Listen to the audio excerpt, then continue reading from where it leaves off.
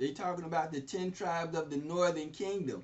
They was hearing them speak in their language. They was like, let's go on to verse 7. It says, and they were all amazed and marveled, saying one to another, behold, are not all these which speak Galileans? So they were saying, these people are from Galilee. They're Jews. How is it that we're hearing them speak all these languages in all these different languages, our languages? But they're from Galilee. They're Galileans. They're speaking. They speak Hebrew, but they're speaking all these different languages. How is that possible? So they didn't understand what was going on because it's written in the scriptures. And see, even then, if you don't read the scriptures, you don't know what's going on. And so people want to try to stick with the New Testament and leave out the Old Testament. Or they'll try to stick with the Old Testament and leave out the New Testament. You got to read both, understand both, because they're in agreement. You can't have one without the other. And so that's the problem with all these different religions. They find something they want to stick their teeth into, but they take the scriptures out of context. They don't, in Christianity, want to hold to the New Testament, but don't understand the Old Testament.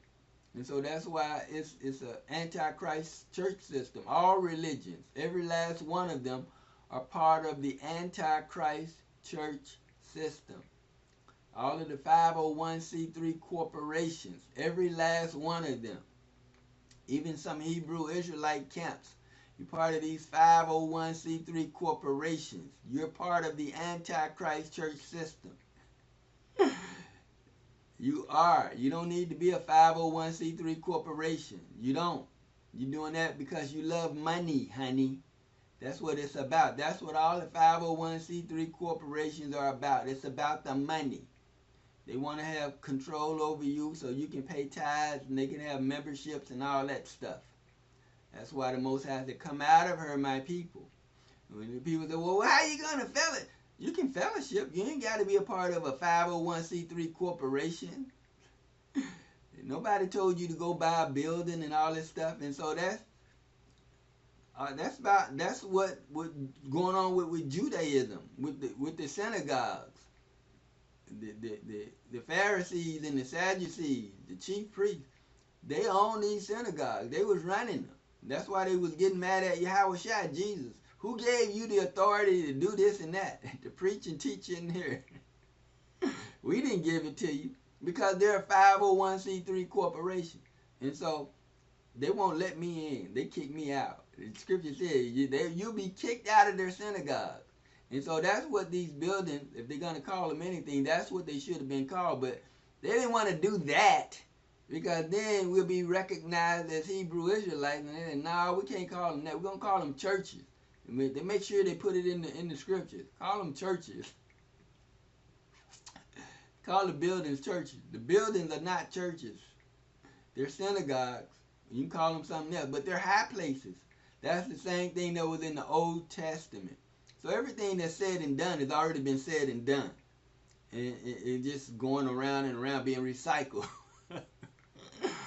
All these 501c3 corporations, it started in the Old Testament and it's still going on. They just under a new name. And that's why the Most High said, come out of her, my people. It's part of the Babylonian system, the Antichrist church system. And so that's why the disciples, they wasn't a part of that. Yahawashi, Jesus, he taught anywhere and everywhere, outside, in people's houses. He wasn't a part of the 501c3 corporations, the Antichrist church system. And so that's why we can't be a part of those systems.